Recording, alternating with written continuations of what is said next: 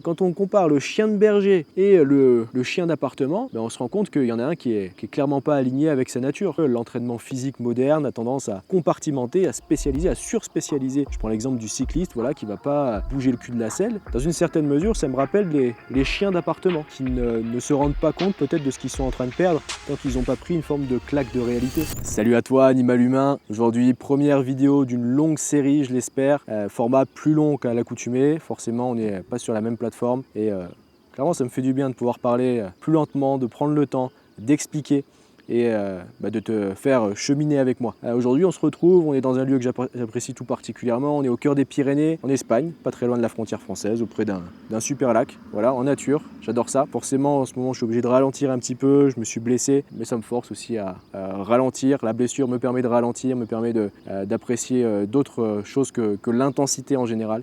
Et parfois c'est pas plus mal. Aujourd'hui je veux te présenter quelque chose qui compte beaucoup à mes yeux, qui est un petit peu le cadre, on va dire le cadre intellectuel, en tout cas théorique, dans lequel je m'exprime en général, concernant la motricité, le mouvement, le sport, l'activité physique, tous ces éléments-là. Je vais commencer par une anecdote, tu vas voir qu'elle est néanmoins révélatrice. Dès 4 ans que j'ai passé en cursus TAPS, il y a très peu de choses que je garde aujourd'hui avec moi dans mon métier de coach, dans mon métier d'accompagnant. Beaucoup de théories, beaucoup de détails, au final aussi beaucoup d'abstractions éloignées du terrain. Par contre, il y a quelque chose que je retiens et qui est intervenu au tout début de ma licence 1. Donc voilà, c'est vraiment les premiers cours d'histoire du sport. C'est l'hébertisme, c'est Georges Hébert. Georges Hébert, un officier de marine du début du 20e, qui a théorisé un petit peu le mouvement humain. Et cette théorie me parle tout particulièrement. Sa phrase fétiche, c'est « être forte pour être utile ».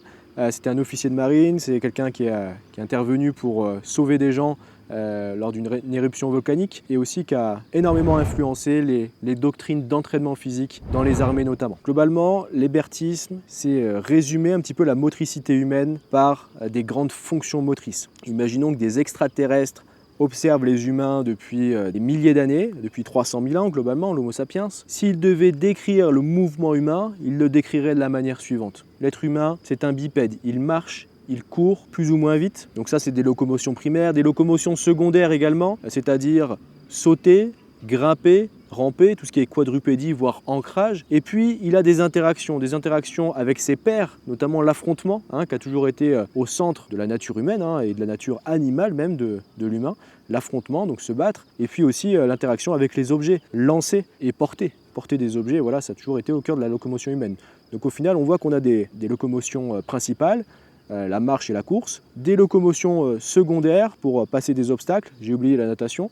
D'ailleurs, tu verras, je l'oublie souvent, c'est peut-être un biais, parce que je suis un piètre nageur. Mais en tout cas, c'est des éléments qui sont centraux, et globalement, on prend l'Homo sapiens d'il y a 200 ou 300 000 ans, il faisait ça au quotidien, il faisait ces mouvements-là, courir, sauter, lancer, grimper, etc. etc. Et il n'y a pas de raison que ça ait changé. Et en fait, aujourd'hui, quelque chose qui me dérange, c'est que l'entraînement physique moderne a tendance à compartimenter, à spécialiser, à surspécialiser les gens, à leur faire au final des mouvements qui sont isolé, répétitif. Je prends l'exemple du cycliste qui ne va pas, pardonnez-moi l'expression, mais bouger le cul de la selle. Voilà, il va passer des heures sur la selle, peut-être 5, 10, 15 heures, 20 heures selon son niveau, voire plus.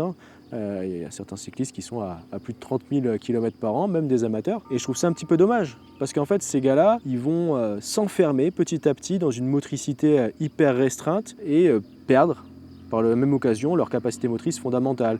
On prend un cycliste moyen, on le fait courir, on le fait sauter, lancer, grimper, des mouvements que n'importe quel écolier dans une cour de récréation fait et que n'importe quel chasseur-cueilleur encore aujourd'hui fait au quotidien, il les perd. Et je trouve ça dommage. Il en va de même pour les culturistes, pour certains sports de force, mais au final pas mal de sports ont tendance à enfermer la pratique et le spectre de mouvement. Et ça me pose problème. Ça me pose problème déjà pour moi, c'est-à-dire que jamais je ne me laisserai enfermer par ma pratique physique dans des schémas moteurs trop restreints. Mais ça me pose problème aussi en tant que coach. Voilà, moi je suis coach, j'accompagne des gens.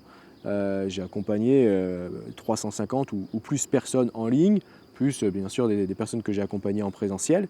Et j'ai remarqué parfois en récupérant des gens qui avaient suivi soit d'autres coachs, soit qui s'était entraîné un petit peu en suivant ce qui se faisait, hein, tout simplement, ce qui se fait actuellement, la démocratisation des salles de sport ou alors la pratique dans le club, les gens s'enfermaient petit à petit et perdaient la capacité à sprinter, la capacité de courir avec leur enfant, à le porter pendant quelques dizaines de mètres, centaines de mètres, voire kilomètres, la capacité à, quand ils le souhaitaient, grimper sur un muret ou quelque chose comme ça.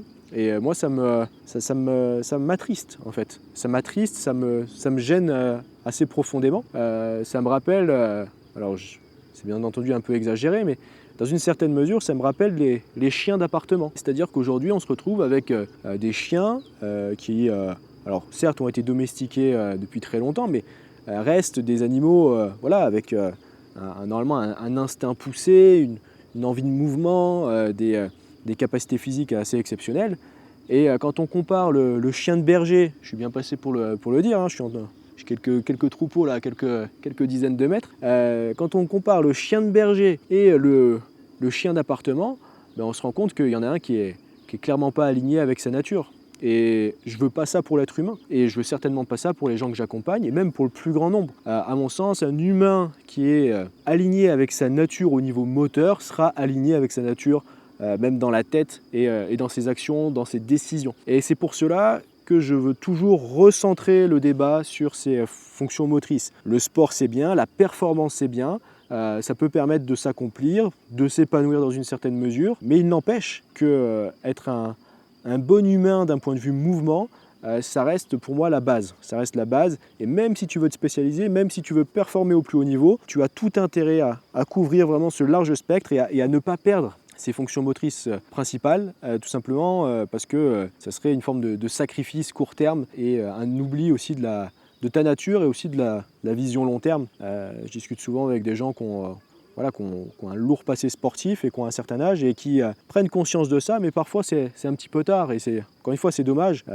Et à l'inverse, je me retrouve souvent confronté aussi à des gens plus jeunes qui ont découvert ou redécouvert l'activité physique par une porte d'entrée, qui ne jurent que par ça et qui ne se rendent pas compte peut-être de ce qu'ils sont en train de perdre tant qu'ils n'ont pas pris une forme de claque de réalité. La claque de réalité, ça peut être un accident où il faut intervenir rapidement, ça peut être porter un objet lourd type déménagement, ça peut être aussi une confrontation physique, ça arrive, hein. On est dans un monde où la confrontation physique existe, elle a toujours existé, elle existera toujours, quoi qu'il arrive, et des fois ça fait un dur rappel à la réalité, et je trouve ça, c'est bien de parler de ce sujet qui est trop souvent laissé de côté. Le sport de haut niveau, la performance, la spécialisation, le plaisir, etc., c'est bien, c'est très bien, mais ça ne doit pas te faire oublier, à mon sens, aussi ce que tu es, tout simplement. Pour prendre un exemple alimentaire, tu peux adorer, tu peux aimer profondément le sucre raffiné, tu peux adorer les bonbons par exemple. Effectivement, tu aimes ça et globalement tu fais ce que tu veux, hein. Tu peux manger des bonbons si tu as envie, tu peux te surspécialiser dans une discipline sportive. Après, est-ce que c'est cohérent avec ce que tu es profondément? J'en suis pas certain. Et est-ce que ça vaut le coup d'en sortir un petit peu? Je le pense sincèrement. Si ce que je viens de te partager t'intéresse, ce que je t'invite à faire, c'est déjà t'abonner sur cette chaîne.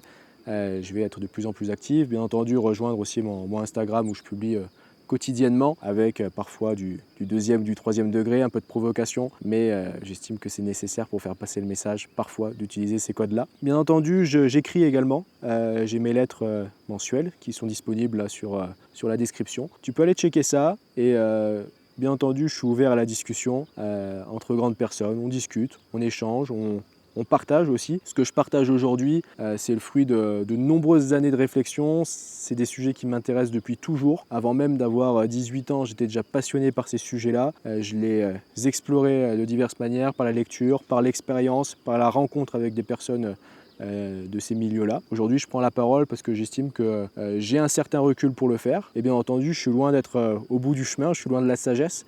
Et j'ai encore plein de choses à découvrir, donc n'hésite pas à me partager des choses, n'hésite pas à me confronter aussi dans ce que je dis, et je serai ravi de pouvoir échanger avec toi. Allez, ciao!